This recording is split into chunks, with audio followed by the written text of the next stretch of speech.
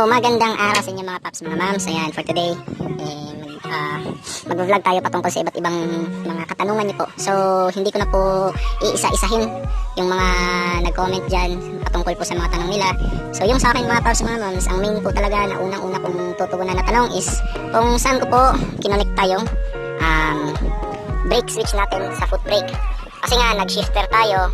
Para sa akin mga paps, mga mams, is papalitan ko po sana ito ng hydraulic switch. So wala pa naman po akong budget sa ngayon. So tis-tis po muna tayo ngayon sa stock nating switch. So yung ginawa ko mga paps, mga mams, is kumuha ko ng spring.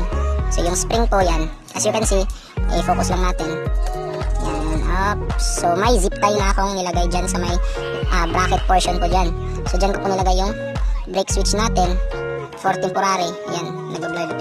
So, meron po yung kadugtong po dyan sa ilalim. So, yun nga. Kinonekta ko po siya dito sa ibaba. Dyan po. So, as much as possible mga paps, mga mams, dapat hydraulic switch po talaga yung gagamitin natin. Para hindi po tayo mahirapan. So, for temporary, yan po yung i-connecta natin. So, gumagana naman sa mga paps, mga mams. Yun nga lang, dapat makuha nyo po talaga yung tamang tempo. So, itatry naman natin mga paps, mga mams, kung gumagana ba yung foot brake natin. Yan. Mandar na po. Tapos, as you can see, hindi pa naman umiilaw. Tapos, dito yung foot brake natin. So, tapakan, yan. Yan po. Yan. Konting tapak lang. Yan.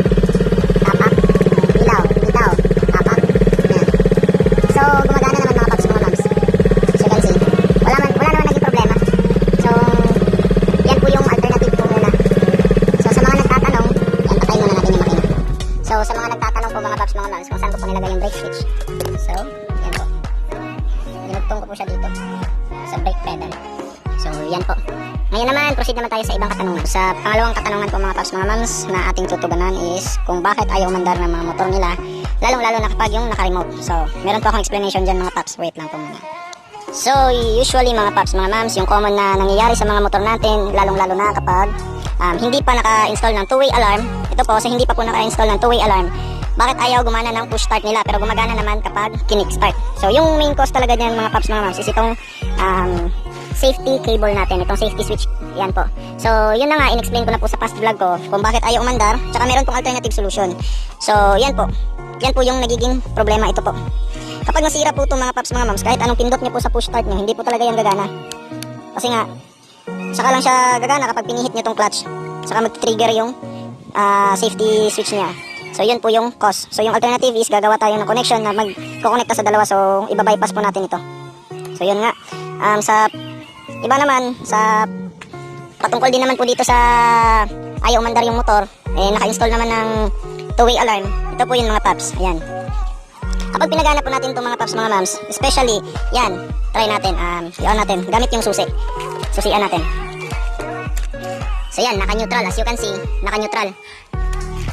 So kapag pinush start natin mga paps, mga mams, aandar, gamit yung remote, push start gamit yung remote, aandar siya. So, isa yun sa benefit na makukuha natin sa two-way alarm. Pero, kapag pinapakan natin mga paps, mga mams, lagay natin sa first gear. Yan, naka first gear na po. So kapag pinindot natin itong starter button, mag-on lang yan, hindi yan naandar for safety reason. So yun po yung purpose ng relay na kinabit natin. So yun nga, as you can see sa video ko na ginawa nung pag-i-install ng two-way alarm, ginamitan natin ng relay. Tsaka isa din dun mga paps, mga mams, yung gagamitin nating relay is yung para sa akin talagang epektibo tsaka recommended ng mga manufacturer. Ewan ko sa iba kasi kapag bumili ka ng two-way alarm, may kasama na siyang relay. May kasama ng relay. Yung sa akin kasi is bumili pa ako ng iba. So yung binili ko is SP-DT. So single pole, double throw. So yun yung pinili ko, yung 5-pin relay po mga paps, mga mams. Yun po kasi yung nakaset sa example. So yun yung ginagamit ko. Yung iba kasi 4-pin, yung iba SP-ST, kaya ganun. So nagkakaproblema. Nakakonekta naman sa neutral sensor, yun nga, ayaw naman gumana. Baka kasi merong mga misconception na mga na ikabit nyo na wire o di kaya sa pulser ng motor ninyo. Marami kasing nakaka-affect, maraming factors na nakaka-affect sa mga connection natin mga paps, mga mams. Talagang complicated. Shoutout nga pala ako sa mga lahat ng mga nanonood dyan. Ayan, shoutout sa inyo. Yung katanungan naman ni Paps Jet Zambrano, kinabit ko na po yung mga Paps mga Mams. As you can see, ginaya niya po yung connection ko. Pero yun nga, meron nagka-problema kasi nag-on lang yung motor niya pero hindi umaandar. Hindi siya nag-trigger kaagad, parang hindi siya connected sa pulser. So yung problema dun mga Paps mga Mams is yung unang-una ko nakikita, kapag tama lahat ng connection nyo, tama lahat yung pinagkabitan nyo, pero yung relay na ginamit nyo is iba, hindi talaga yan gagana. So yung sa kanya kasi is 4-pin relay. Okay lang din naman yung 4-pin, pero yun nga, hindi ko pa ma-sure kasi nagtanong din ako sa ibang electrician at mekaniko. Ayan, sabi nila, as much as possible, gayahin na lang yung kung ano yung ginagamit. So yung sa akin, busina, relay ng busina yan. So ipapakita ko pa sa inyo, wait lang. So ayan na mga Paps, binaklas ko na, tinanggal ko na yung dito sa batok ng motor ko. So as you can see mga Paps, mga Mams, yan po. Yung ginamit ko pang, anong tawag dito? Yung ginamit kong socket, nasira, kaya nag-bypass ako. So siniksik ko na lang siya dito. So as you can see mga Paps, mga Mams, ito yung code. Yan, pakita ko sa inyo para ito yung gagayahin nyo. Yan, ayaw mag-focus. Yan, sa busina po ito mga Paps, mga Mams, 12 volts, taka 30 amps. So yan po yung ginamit ko. Yan. So gayahin nyo lang po yung diagram mga Paps, mga Mams. Tsaka hindi tayo magkakaproblema sa pagkokonekta. Napakadali lang naman. Kasi yung ibang wire dito katulad dito sa pink.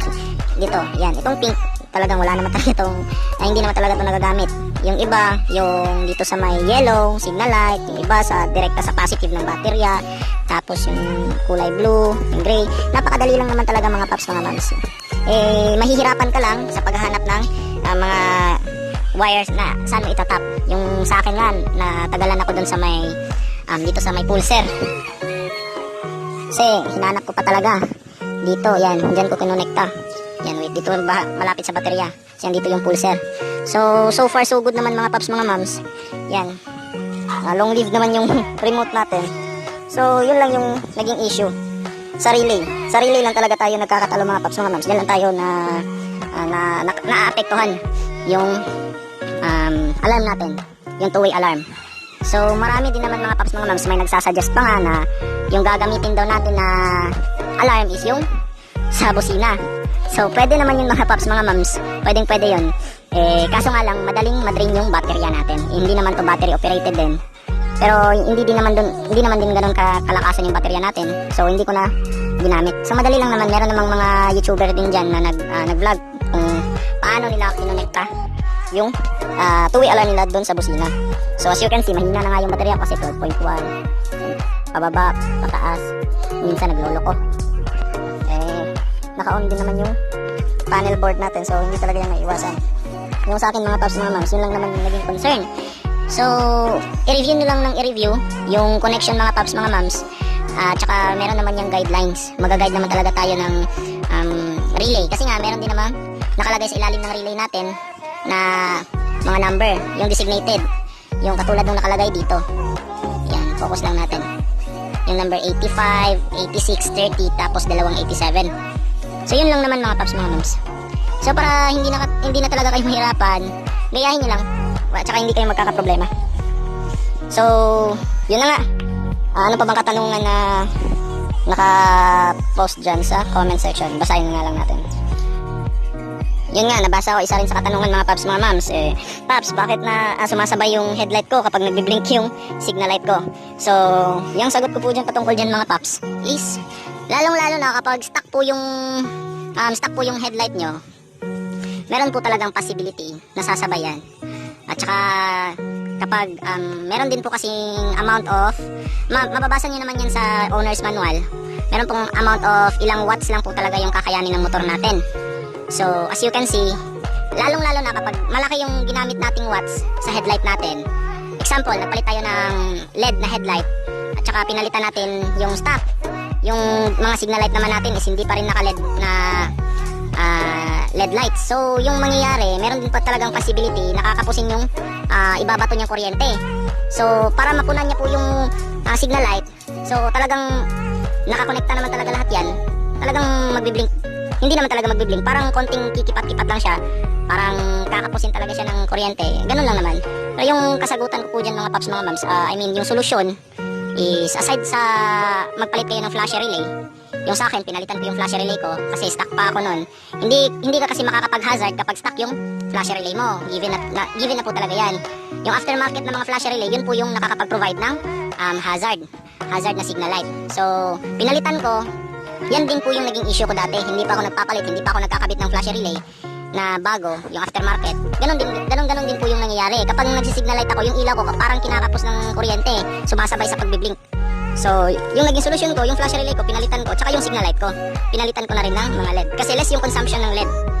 So far naman mga paps, mga mams, sa experience ko lang po to. Ewan ko sa inyo, sa mga expert dyan. Talagang less yung consumption ng LED na mga maliliit na bulb, yung peanut bulb. Mukhang mas malaki yung consumption ng kuryente niya. Kaya nga di ba pinagpapalit tayo ng mga electric company ng mga LED na bulb para less yung consumption ng kuryente. So yun nga, pinalitan ko almost lahat, pati yung signal light ko. Pero yung dito naman sa auxiliary lights natin mga paps, mga mams. Ayan, isa nga pala to sa katanungan. Paps, bawal ba yung pagkakabit ng auxiliary lamp? Mga paps, mga mams, ilang beses ko na po itong sinabi sa inyo, hindi po yan bawal, lalong-lalo na kapag magkahiwalay. So, 60 watts, tigi-isa, dapat hindi sa isa lang, dapat magkahiwalay. So, yung ginawa ko, sinunod ko po yung sinabi ni Colonel Busita na dapat magkahiwalay, tsaka yung guidelines niya po. Nagkakatalo lang naman talaga yan mga paps, mga mams, sa pagkakabit, tsaka saan nyo ikakabit. Yung iba kasi dito nila kinakabit sa shock. So sumasabay sa play. Dapat walang vibration. Para lang din naman sa akin mga paps, mga mams, may iba't ibang factor talaga nakaka-affect. Lahat naman ng part ng motor natin nagva-vibrate, lalong-lalo na kapag umaandar. So yun nga. Pero kino-consider naman, so far naman mga paps, mga mams, nakadaan na rin ako sa LTO. Meron namang checkpoint. Yung auxiliary lamp ko, hindi naman ako sinita kasi nga maayos naman yung pagkakabit ko. Hindi naman siya umaalog-alog kasama ng shock. Yung iba pa nga, as much as possible, dyan nila nilalagay sa chassis para hindi talaga magalaw. Tsaka, yun lang naman yung main concern ng iba. Paps, okay lang ba na magkabit tayo ng auxiliary lamps? Okay, walang problema yan mga paps. Pwede yan. Yung paglalagay lang talaga, dyan lang talaga nagkakatalo. Dyan lang talaga tayo nagkakaproblema. Kasi yung iba, dapat hindi lumalagpas sa handlebar natin. Yung iba sa ibabaw na ng handlebar nakalagay. Kaya, kung minsan nakakasila sa ibang motorista, tsaka sa ibang driver na nakakasalubong natin, eh, syempre, yun, bawal talaga yun. Yung concern ko lang mga paps, mga mams, for argument's sake na lang, hindi ko po ini-encourage lahat ng tutorial ko. Yung iba nga is naglalagay ako ng disclaimer na this is for only tutorial purposes only. Kasi yung iba napaka-close-minded eh. Nako, ewan ko na lang, ayaw ko magsalita ng mga masasakit, pero nako, sana unawain nyo na for tutorial lang naman. Marami kasi mga bagong motorista natin na gustong matuto, gustong magkaroon ng knowledge patungkol kung paano mag-DIY sa mga motor nila. Eh, ayaw naman ng ibang nagko-comment kasi nga, ano ba yung tinuturo mo, bawal yan, ganito, ganyan. At first, mga paps, mga mams, talagang hindi nyo mababasa yung disclaimer kasi ini-skip nyo yung video. So, as much as possible, panoorin nyo lahat kung gusto nyo. Yun nga, yung iba, ini-skip nila, hindi nila nababasa yung disclaimer. Kaya, kung makareact, wagas. So, yung sa akin, hindi ko ini-encourage, katulad ng taillight projector natin, hindi ko ini-encourage lahat nun mga paps, mga mams, kasi nga, yung standard na binibigay ng LTO sa atin is red talaga. So, after kong kinabit yun, pinalitan ko na naman kaagad. Yan, as you can see. So, i-follow lang natin yung guidelines. Yan. Cellphone holder. Yung RPM. Dapat, kompleto tayo. Hindi yung puro tutorial nga, pero hindi ka naman naglalagay ng disclaimer. Yan. So, sa mga future YouTuber natin, future vlogger natin dyan, yung hindi pa nagkakaroon ng guts, o di kaya hindi pa nagkakaroon ng time na mag-show up, try nyo lang mga paps, mga mams, katulad din sa akin. Eh, binabaliwala ko lang yung ibang comments, pero binabasa ko, yung sabi nga nila, wag mo nang basahin yung comments. Baka mabasa mo yung mga hate comments. Normal lang naman yan eh.